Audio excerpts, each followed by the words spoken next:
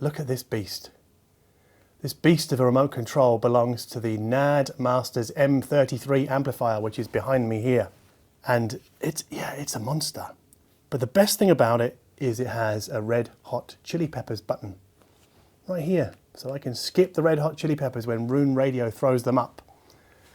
Throws them up, yeah, that's a good term.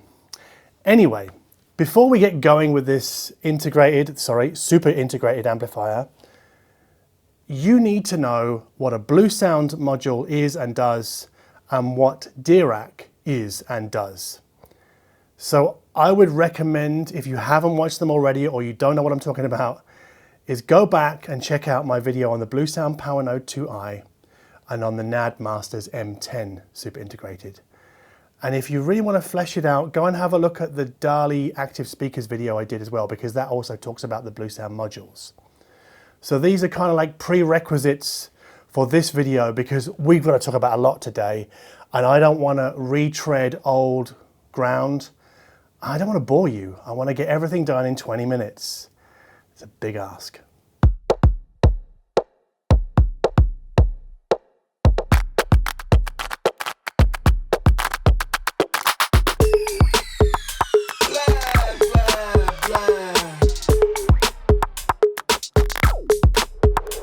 Okay, all right.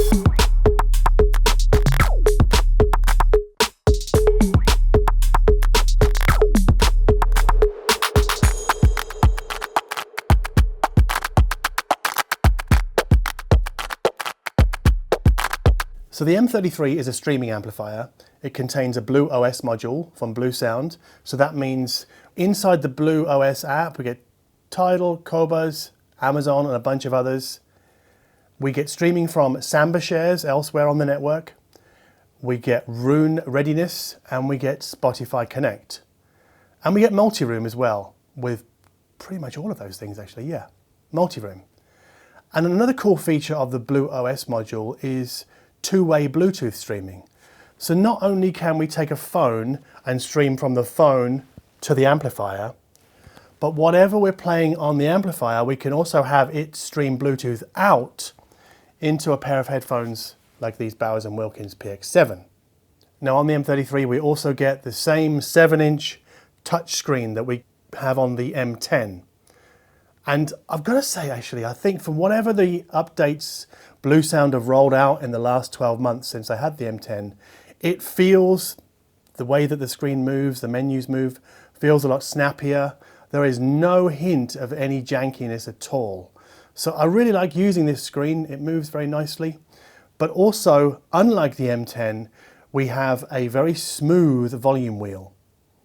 It's actually kind of a strange shape, but it feels nice to use, so I have no complaints there. Now, also unlike the M10, the M33 has an inbuilt moving magnet and moving coil phono stage. I'll put the specs on the screen here. Now, the thing that you need to know about this phono stage is that all of the gain and the RIAA equalization is applied in the analog domain, and then it's digitized. As to why, we'll come back to that later. On the front panel, we have a 6.4mm headphone output, which you don't get on the M10.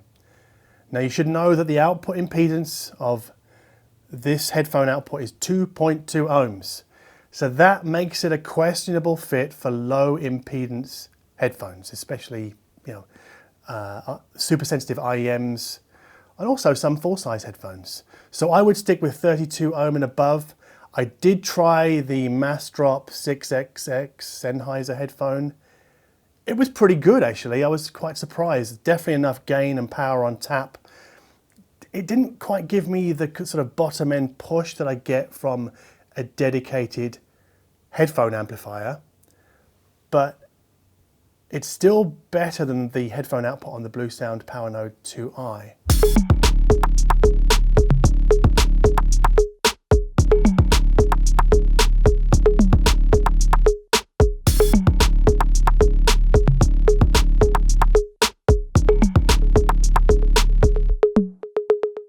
Okay, all right.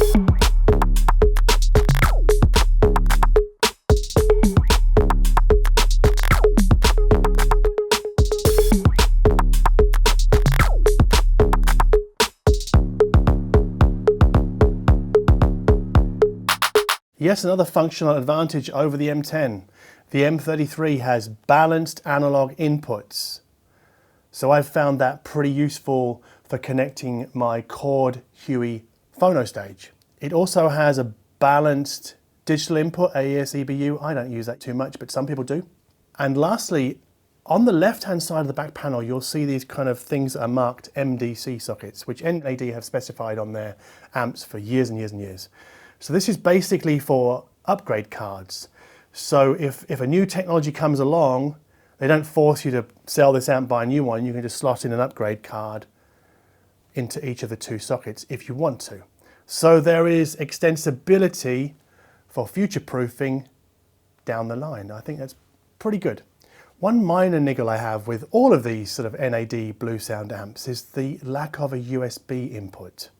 Now that matters to me because I run an Intel NUC into a projector and then the sound into whatever DAC or amp I'm using at the time. Now for this, because it only has coaxial and TOS-link digital inputs, I have to use a USB SPDIF converter to get sound from my NUC into this amp, so when I watch TV on the projector, everything works smoothly. It's just a minor niggle. It's not going to affect everybody, but I just thought I would make you aware of it.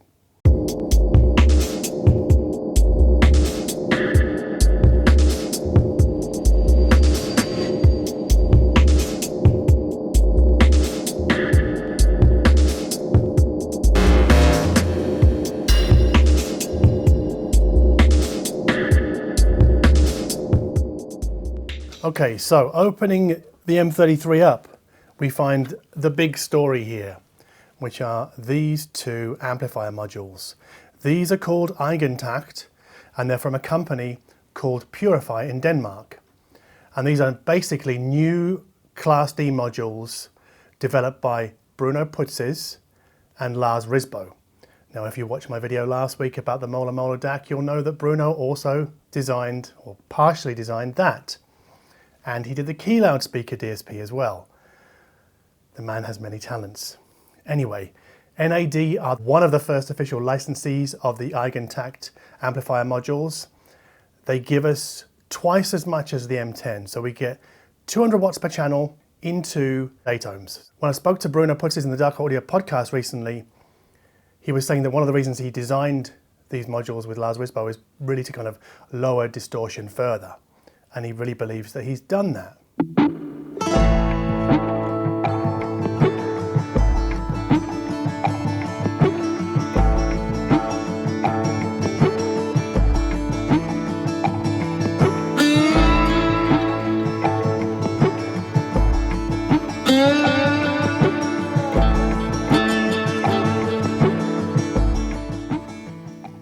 So even though you see the Klipsch Forte III behind me, I spent many weeks initially listening to this amp with the JBL L100 Classic. And I went on a bit of a tear through mid-2000s American indie. So like Decemberists, Joanna Newsom, Clap Your Hands, Say Yeah. Who else? I also played some Beirut, but Beirut isn't, is he from the USA? USA, that guy? So yeah, he's American. I just Googled it here. A couple of things I noticed with the NAD paired with the JBLs out of the gate. I got a little bit tighter bass than I'd get from the Mytek Brooklyn amp, just a smidge. And I want tight bass in this room because the JBL really pushes the limits of the acoustics of this room. Come back to that thought later. The second thing I noticed was that this amp really opens up the mid-range in terms of transparency and clarity. And I kind of, again, one of John's special metaphors, you know when you're looking at a stream in the middle of summer and the water is flowing over rocks and stones and it's crystal clear and you can see everything? It reminded me of that. Not very technical, I know, but that's the kind of the vibe that this amp gives in the mid-range and also the upper mid-range and the treble actually, because it really shows us, you know, what's above the bass very, very clearly. I think that's wonderful. And that upper mid-range clarity really teases out very nicely the percussion on Beirut's track Nantes. Is that how you say that, French town? Nantes? I think it is. It just sounded so clear. I just thought, this is fantastic. And then I cut over to something completely different. An EP called Jungle Crack by Forest Drive West. So yeah, it's kind of drum and bass jungle with big bass lines. And that exposed the soundstage size, which is like the size of a house. It's enormous from the JBLs and this amp. I mean, I think the pairing is very, very good. And I think also I talk about the center of gravity sometimes. So where the center of the image is. So for me, compared to the Hegel H390, the center of gravity of the soundstage is higher with the NAD. So a bit like how I described the difference between the DCS DAC and the Mola DAC, in that the Hegel lowers our head a little bit and the NAD lifts it a little bit when we're looking at the music.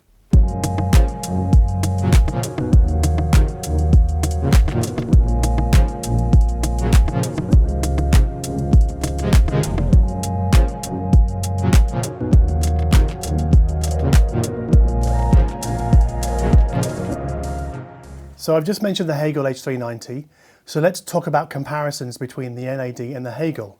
Before I do that, please know that this is the only comparison I'm going to give you. So if you want to know how the NAD compares to other amplifiers, the answer is, I don't know, I'm sorry. So, firstly, the first thing we notice about Hegel versus NAD is that the Hegel is much heavier. It's a Class AB amplifier with a massive transform in the middle. It is, to be crude, it's a ball breaker.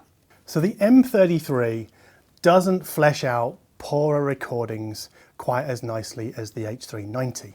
And the NAD sounds a little bit thinner and more quicksilvery than does the Hegel. But the NAD, I think, gives us more detail. So if you're somebody who sort of likes to swim inside the detail of music and you don't mind a slightly thinner acoustic mass or a sense of like how meaty the music is, then the M33 probably would be your preferred choice. I should also add that the M33 doesn't overly etch detail. Like some very detailed amps feel like they've carved the details in a piece of wood. Or some DACs do this as well, but this is not the case here. The treble on this amplifier, on the NAD, is exceptionally finessed and delicate, even though it's highly resolving. So that the Hegel is contrasted as being smoother and richer with hi-hats and cymbals and the kind of Beirut percussion. Whereas the NAD tends to relay that information, emphasizing clarity over smoothness and richness. You know, it emphasizes insight rather than, again, everybody's favorite word. That's the third time I've used that word recently. People are going to be pointing that out and going, you use again, even though you don't like it. Yeah, I don't like it. It doesn't mean anything, but I know that some of you like that word, so I'm using it for the people that do. So what we get from the NAD M33 is deep insight, high levels of transparency, but it's delivered in a way that is very kind of relaxed and easeful, so we can listen for a long time and not get worn out. And that's really useful for an album like Billy Bragg's Don't Try This at Home, which is from 91. It has members of REM on it. It's a very varied sounding record. It's probably Billy Bragg's most accessible record before he went a bit shit, really.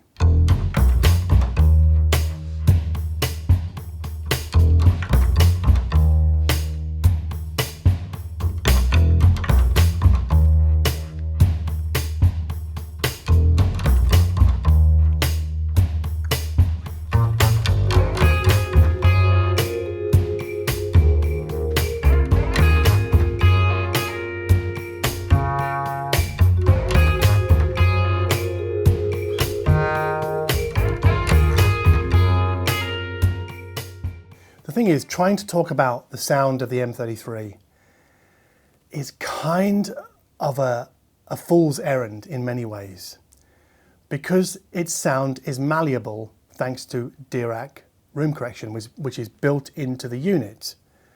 Now the difference between the Dirac here and the Dirac with the M10 is here we get the full version of Dirac, the full frequency version of Dirac Live. There is no premium to pay because with the M10 you have to pay an extra $100 to get that. So it will correct for the full frequency spectrum. Now because you have already watched my NAD M10 video, you will know that in that particular case I was a little bit unconvinced about Dirac's efficacy in improving the sound. So this time out, I contacted my friend in London, Terry Ellis, who's a professional Dirac Live installer. So he does this as part of his job. He also runs the YouTube channel Pursuit Perfect System. So one day early last week, Terry team viewered into my computer and we went through the Dirac Live measurement process together. Basically, you take a microphone. There is one supplied in the box with the M33. I actually used my Mytek K1 that you can see behind me. And you take a bunch of measurements around the listening position so that Dirac has a sort of a sonic picture of what you're hearing in this sort of space. And you can vary the number of measurements and how wide you want to go. And so we did this, and then what Dirac does, it generates a correction curve. And I think it's the Harman stock curve, so it's kind of like downward moving like this. And I had listened to that, and it is definitely better in that it initially without Dirac, and you only know this when you've heard Dirac and then you come back to a non-Dirac sound presentation. I just played this for Olaf just now and he was like, whoa, wow, that's different. Is that the sound in the middle of the speakers without Dirac tends to be this kind of big ball. And then when you punch Dirac in, it tends to spread it out and push it backwards like this. So it's a wider presentation. I think it's smoother, and in this particular case, it's less honky. And I would never have described these Klipsch as honky. We did this with the JBLs as well, but I found that the Klipsch are a better acoustic fit for this room anyway, and I think that the result I got with Dirac was more pronounced with these Klipsch than with the JBLs, and I'll talk a little bit about that in a moment.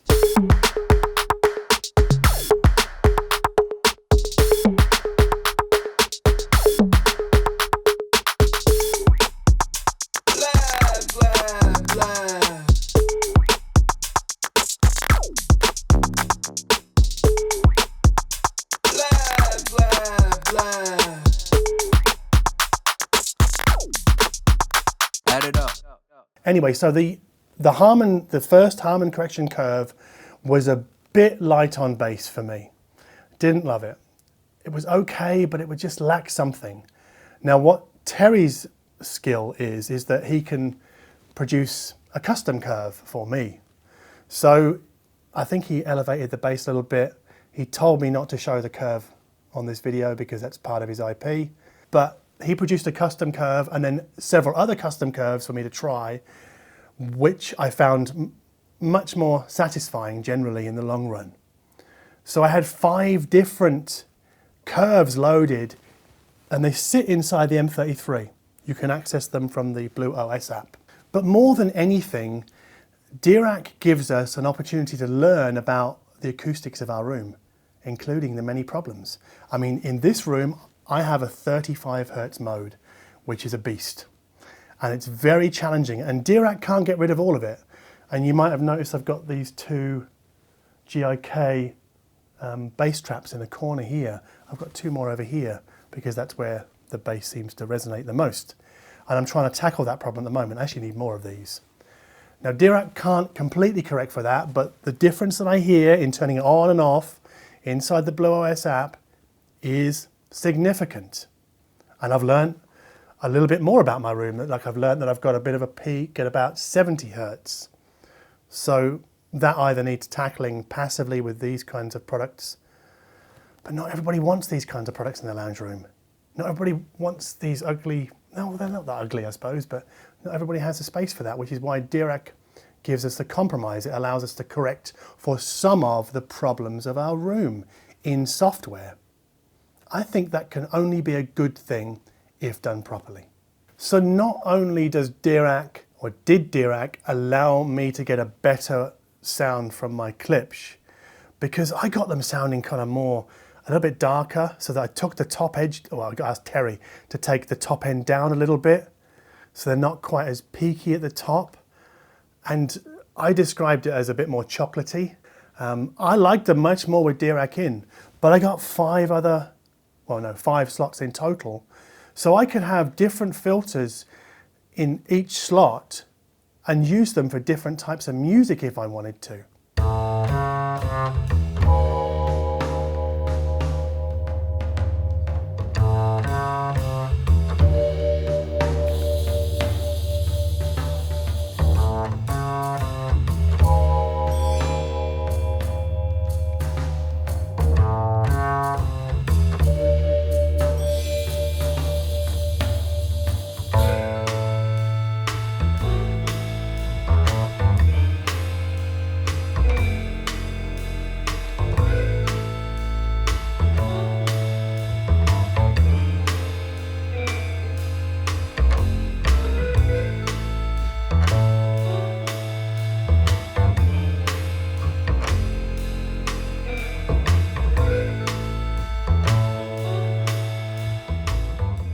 Remember how I told you that the phono input digitizes the line level signal?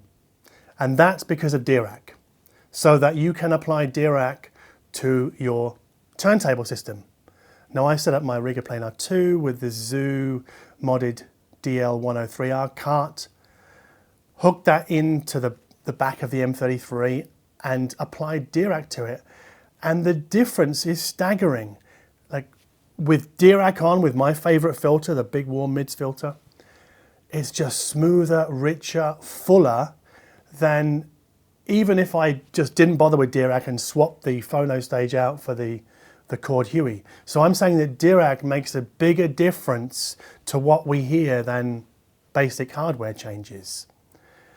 Now, I think that purists who kind of would never dream of having a digital signal near their turntable need to know about this, because they're missing out. If they're refusing this just because it's digital, they're missing out on a fundamental shift, a fundamental improvement in what can be had from their setup.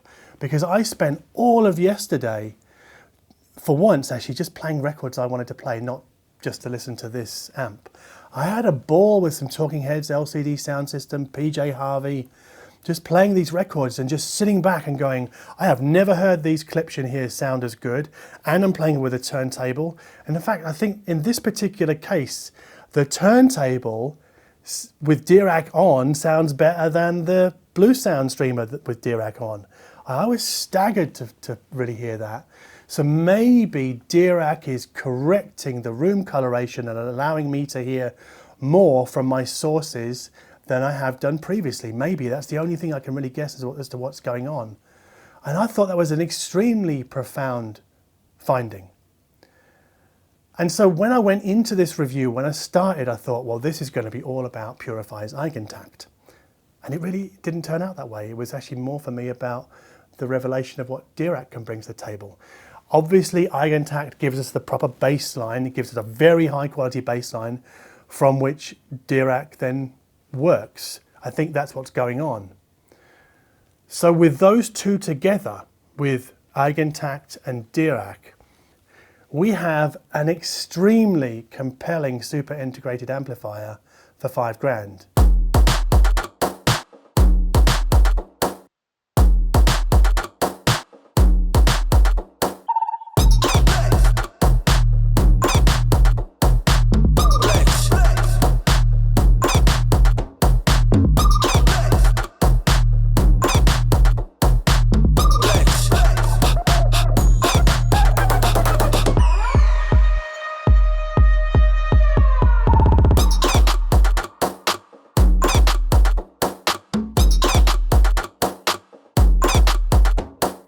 If you like this video, please chuck us a like down below. If you like my attitude towards high-end audio, including not being an idealist about refusing to digitize my turntable's output, then please subscribe to this channel, also below and button up here somewhere. And as always, thank you ever so much for watching. This one was a lot of fun.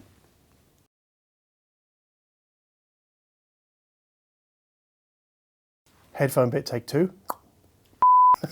Sorry. I know you weren't expecting that word. He also runs up a... Okay. Now, because you've already... So Terry TeamViewer remote... So Terry connected to my computer using TeamViewer, and he guided me through the measurement process. So basically... I try not to ramble, but it's going to be hard to do this. What? Not to ramble? Mm-hmm. You can do it.